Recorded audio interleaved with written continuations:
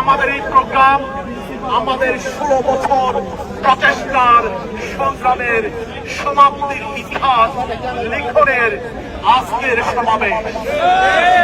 যারা আজকের সমাবেশের সাথে একাত্মতা পোষণ করছে না, they are on the wrong side of the history।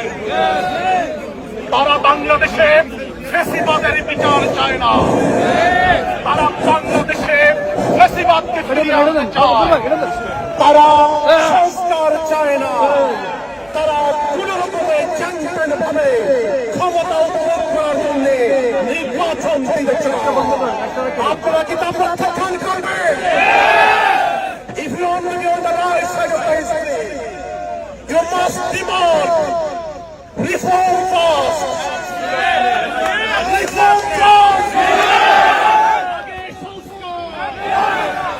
এরপরে বিচার, হত্যার বিচার, ভাই ভাইদের হত্যার বিচার।